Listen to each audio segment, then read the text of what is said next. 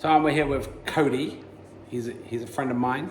Hey everyone, my name's Cody Huddleston from Tucson, Arizona. I live in Tennessee now. Spent 4 years of my life racing professional motocross and supercross. Enjoyed my time. Injuries took me out and decided to move up here to Tennessee and find my way, find the way I wanted to be and find the life that I wanted to live. Cody, why don't you tell us a little bit about your career in motocrossing? Well, my American dream came pretty young. Watched Jeremy McGrath race the dirt bikes and decided that's what I wanted to do. That's who I wanted to be. Dedicated my life to it. Graduated high school early just so I could leave and live that American dream, my American dream. Where have you raced? Like, where have you done your racing and stuff? You know, I started in Arizona, then I branched out to California. Even made it all the way to Pennsylvania, raced Texas, all the states in between there. Spent a long time in Pennsylvania learning how to ride muddier tracks, stuff like that. And what was it that inspired you to start racing in the first place? How did you get into racing? Like, tell us a bit about the early days, about what inspired you, where you got to where you ended up becoming professional. Like, what was that journey like for you? My uncle had raced dirt bikes when he was younger, and that's what kind of gave the foresight to it. Got my first dirt bike when I was about 3 or 4. As I got older, you know, I played all the traditional sports, played baseball, did karate, you know, basketball, football. But right around 13 years old, I decided that what was fulfilling to me was the motocross. That was the only thing I would think about. It's the only life that I wanted to live. You know, I had tons of inspiration around me when I got into the motocross tracks with older riders. You know, I was young, I was inexperienced, and I had a lot of good people, Ted Campbell, Nick Beaver, or take me under their wing and help guide me through. And, you know, I watched their mistakes, you know, made my own mistakes, but... So how old were you when you first started riding? When I first started riding, I was about 3 or 4. Then I started racing, actually, full-time racing when I was 11 or 12. Was that like competitively? Competitively, yes. Competitively around. I was traveling to Arizona at the time, you know, getting little sponsors here and there. And what kind of sponsors did you have? A lot of local sponsors, local dirt bike shops, Tucson Cycle and Ski, which isn't there anymore. I had FMF, they started right away, Factory 909, EVS. But the sponsorships grew as I grew. A big race that I did, you know, outside of Arizona at the time on smaller bikes was Vegas, and Vegas really pushed, it opened a whole bunch of doors for me. It really did, you know, getting that type of publicity. What kind of competitions did you enter? It starts out, you know, you really don't know what to expect. You don't know if you're any good, you know, you try and do your own thing, but with the racing kind of brings in the competitiveness, okay, this guy's faster than me, how can I work harder? Do I want to work harder? You know, do I want to be that guy that is just showing up on the weekend and riding a dirt bike for fun, or do I want to be someone that makes a name for himself in the industry? What was your big break in the industry? What was it that took you to the next level? How did you get to the next level? You know, we're pretty centered in a motocross mecca at the time, and it was literally in that industry, and it's who you know. You know, so I made sure that I met everyone, talked to everyone that I could to open doors for myself. It's a big part that people don't realize. Yes, it's great to be fast and good, but if you want to make it longer, you got to have people behind you. It's not an individual sport, which some people think it is because it's just you and a dirt bike. There's such a whole team behind you that can support you. People driving you to tracks, trying to help you, you know, they see potential in you. That's a big word in the industry, is potential. If you have potential and someone sees potential in you, but it's also something that can bring you down too. You know, the potential not living up to that, you know, it makes it rough. So you're riding for about 4 years professionally, is that correct? Professionally, now that's AMA, motocross, and supercross. I raced professionally for about 7 years. That's local, you know, professional tags. What year were you riding from until? Who did you ride with on the track? I turned pro in 2002 and I raced it until 2006. James Bubba Stewart was real big at the time. You had Travis Pastrana. Ricky Carmichael, he was in a bigger class. I raced two-stroke 125 class. He was in the 250 class at the time. Kevin Windham, all those guys were all around that really helped take the sport to another level. I was happy to be a part of with them. Name some of the tracks that you drove on. I've raced, amateur-wise, I did the RM Cup. I did World Mini Grand Prix in Vegas. Raced Loretta Lynn's, Ponca City. And then when I actually turned pro, I raced Glen Helen, Budds Creek, Maryland, Ridgeback in Tennessee, Southwick. Southwick was a huge race for me. That really helped my career big time. And that actually wasn't a good race for me, but What happens? what happened was I was in qualifying position, mud race, really just terrible conditions. In motocross, it don't matter if it's hail and snow and you're racing. They don't stop. My bike ended up locking up, the front wheel walked up. I was about 30 feet from the finish line, and I decided to grab my bike by the front wheel and drag it across that finish line just to make sure I finished. And I didn't qualify, I didn't get to race the big race that day, but the support that got behind me because of it, I'd love to see some footage of you dragging your bike across that. Yeah. Have you got some footage of that? I probably do, yes. Well, Yeah. if I can find some footage, I will be putting it on the Mad Dave show, and I'll probably do a little commentary on there just to make fun of him. But see, that's the perseverance we're talking about here. So you know my journey, and you know the things that I've been through, and part of what it is about me sharing my journey is also sharing other people's journeys as well. Now with Cody, he raced for 7 years. What was the point where you decided that you were done?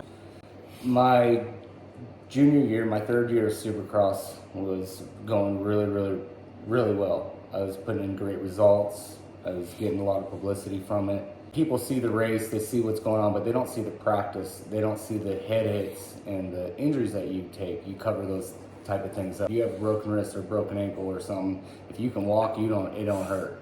It don't hurt, you're fine, I'm ready. Head injuries started catching up with me. I kept knocking myself out, and then I went to Los. How did you get the head injuries? What happened with them? Just wrecks, you're trying to, when you're practicing, you're trying to push it to a new level.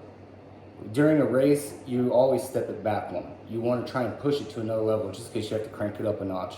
But that causes a lot of stupid wrecks, and it's just the bangers. It's the bangers that get you, and then a couple of knockouts, here and there. And then I was racing Phoenix Supercross, and that was at Bank One at the time, not the Cardinal Stadium. It was at the baseball stadium. Overjumped a section, and I laid myself out bad. What do you mean by laid yourself out? I knocked myself out real bad, and they told me you need to take a break. You need to take a few months off from racing. Didn't really listen. Went to Vegas. Just going through, they watered the track, and as I was going through, just washed out, not a big wreck. Flagger didn't see me. Went to lift my bike up and got plowed. Hit, and then hit again, and ran over to the point where I don't really even remember being in Vegas. I thought I was in Phoenix. That sounds painful. I thought I was in Phoenix still, but So you're banged up in hospital.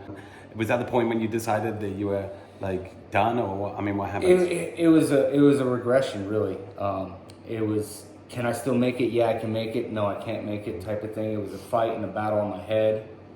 And then when the sponsors started leaving, because then, you don't have time. They don't have time for it. They started going away, and I decided that I just don't want anything to do with it anymore. I was mad at the world, mad at everyone involved, mad at myself that I didn't make what I thought I could have done. You made it in Supercross, you made it in motocross, yeah, but I didn't make it to that next step that I wanted to, which there's so many riders with the same story of not making it to their full potential. When you lose that feeling of the gratitude you get from racing, the gratitude you get from other people, and it's just nothing, it's emptiness, it's a dark hole that you go into. And would I be right in saying that was from an early age, that was your dream? That what did you want to achieve, and how did you want to progress? What did the American dream look like to you? My American dream was being next to Carmichael or Stewart or McGrath up on the podium. That's what I lived for. I graduated high school early, and people don't realize the friendships and stuff you lose out of that. And I was willing to sacrifice everything. The friendships, the schooling, you know. I sat and did the rest of my high school out of packets, Right. you know, at a racetrack. And All right, so you're lying in the hospital. What was going through your head when you decided, like, okay, this is it, I'm done, this is my dream's over now? What? By rights, a lot of people who have achievements and stuff like that, they end up giving up. it was the hardest part of my life. It surpassed every injury, every bit of pain I felt was all focused in that's not my job anymore. That's not what I'm gonna do. That's not who I am anymore. That is the hardest thing to swallow. And it made me go looking for glory in other ways. Right. I wanted that recognition that I can still do this, I can, you know. But it went away so quickly that it just put me in a downward spiral. You know, lived with an addiction problem that was prescribed to me. I was a legal drug addict in a sense, you know. And did I have a full understanding of that at the time? No. Did I keep on doing it? Yeah. So it was tough, but at that very bottom, I guess, is when I decided that I'm not doing any of that anymore. You know, I met my wife at the time. I was a forklift operator, and she got pregnant, and I was like, my American dream is my family. It's the American dream. I can still live that dream. It's just not what I thought it was going to be. So you had a life of living your dream and getting that gratification from achieving, from competing, from winning, from beating other people. Yes. To none of that. It just all changed. It just and changed. then you met your wife. So as a result of that, you had to adjust what the dream looked like. I mean, because that's one of the things I've noticed about life is as we get older, our priorities change. And especially like when you have kids and stuff like that, when you're a dad, like everything starts to look, the world starts to look different. So it sounds to me like you're in a bit of a rut back then when that all happened. It was deep in a rut. Like, I was deep in a rut. Like depression can hit us all in many different ways and stuff like that. Personally, you know, take away the family and everything, the personal work. What did you have to do in yourself to rebuild yourself and move forward in life? Not give up, because we talked earlier on about he's obviously, you know, working in the profession in the industry that he did. You know, he's going to come into a contact with a lot of other people who are doing the same thing. So what defined you and made you different from other riders? Like, how has your life changed? A lot of the peers, you know, and I was one of them at the time, that, you know, let's just party and relive those glory days. Let's relive our American dream, you know, because we're not living it right now, you know, and none of us fully understood what we were doing, but that's essentially what we were doing, you know. Right. And it took to start seeing people die, get arrested around me to go, this is not who I want to be. When I was racing, you know, I was also training, doing motocross schools, you know, training kids, training the future. And if I can do that for these kids, why can't I do it for myself? Right. You know, and I decided to, let's learn how to do tile, let's learn how to do construction, let's learn how to build homes, you know, let's go that route. So your life was over, then you got married and you had kids and you adjusted the ideas. Exactly. And you changed the way that you view the world. So obviously you moved from Arizona to Tennessee, and you've been here how long? Going on 4 years. We moved up here, bought a little bit of property, and decided to build a home from the ground up. We spent the last few years building a home and being out in the middle of nowhere, and we love it. You know, I found where I wanted to be, what I wanted to do now. So it's a different life now. It's a totally different life. It's a calm life. I mean, don't get me wrong, there's a dirt bike track in the yard if I ever want to, but now it's more about a part of who I am, a part of who my kids are. You know, let's take the kids, go riding, but we don't need to be at a track every weekend. I don't need that type of glory. You know, my glory is watching my kids ride or building our home, you know. And helping other people. But like, tell us a bit about what you're doing in the community as far as helping other people. So we build homes from the ground up, from foundation, plumbing, electrical, you know, everything. We do everything from the ground up. We built about 8 homes around here. If you were in Spencer, which is just a town right outside of us, and I've really got to know some good people out here. It's a different way of living. You know, Arizona is really fast paced, you know, Tucson in the city. Out here, it's just calm, cool, collective. I love that side of it. Living a different life, right? It is. It's a different life, and it's the life that I didn't know I wanted. When I drove to come and see you today, like me and my friend were driving down the road, and we're just like going, like, you live out in the middle of nowhere. I told you. I mean, he told me like it was in the middle of nowhere, but I mean, like, this is literally like in the middle of a forest kind of thing. When you get to nowhere, keep going. We drove down, there was a house here, and he said that he lived at one house, and I was like looking for the number, and it turns out that the house that he lived in was like right next door to there, but like everywhere around, there's just like miles of trees and stuff. It's crazy. You went from being a professional rider to now being a construction. I subcontract is what I do. So it is mine. I do my own stuff, but I subcontract through certain people. What is your dreams for the future? What is it you're looking to do? As he said earlier on, there's a dirt bike track that he's building over here. So what is it you're looking to do for the future? Well, going back to training kids and stuff, I always wanted to have a moto camp, like a summer camp. You know, you go to summer camp. So I would like to integrate building these little tiny homes, build so many of them on a motocross track, and do private, you know, schools.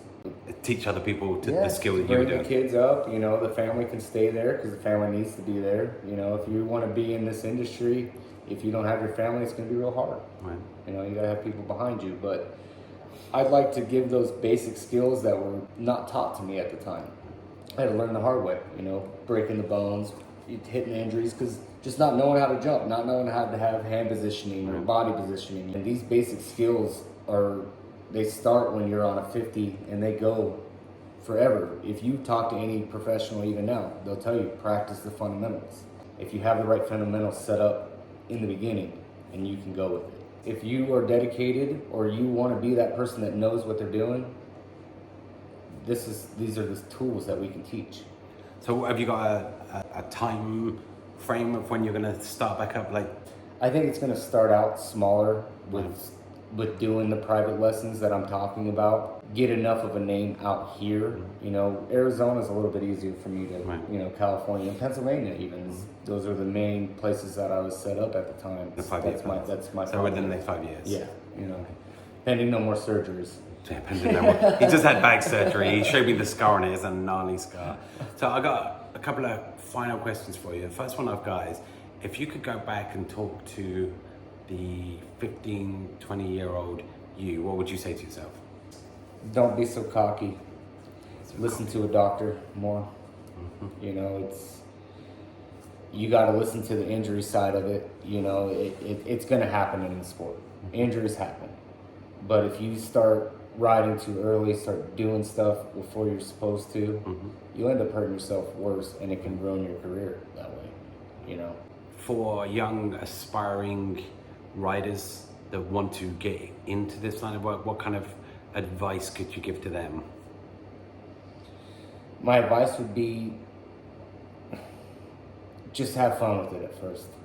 Don't worry about racing when you're 8, 7 years old. Don't worry about that. Just go have fun. Don't make it a job. Don't make it a job.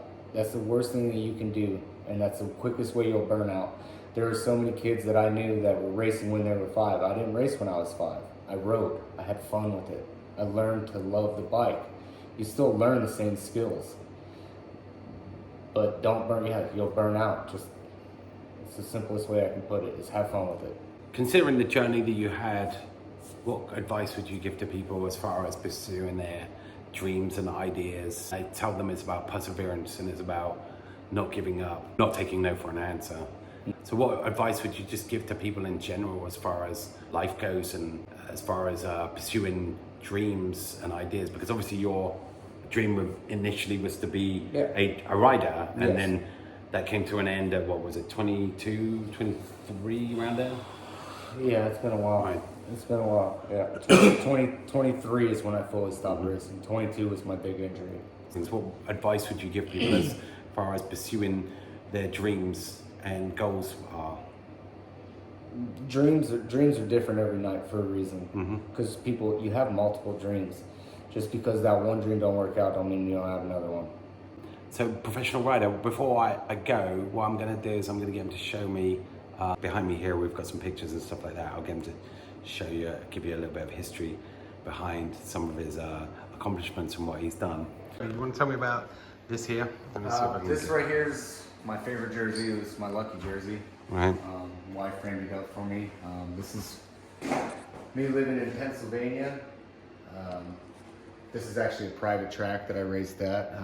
Lived with a nutritionist and a mechanic that took care of me up there. I was freshly 18, graduated and drove myself up there and said, I'm living here now. I just went for it, you know. And what about these here? What are these? These are my AMA badges. This is THQ for all you old people out there. Remember what THQ is? It's the old video game label. And then it's our badges that we ride for our riding badges when we want to go through the pits, get anywhere we want to go. So we have access to. When was this taken? That was taken in 2002. That's on a 450. KTM 450. I used to cross train on those. I raced 125s primarily, but I like to use a heavier bike. So when I got on the lighter bike, it felt light, so I can move it around more. The middle picture here in the middle is actually in Hermosillo, Mexico. Did a lot of racing down in Mexico actually. People really take care of you down there. And what about these? These are goggles you use? Those are my favorite goggles. I always wore them. You can tell by how wore out they were.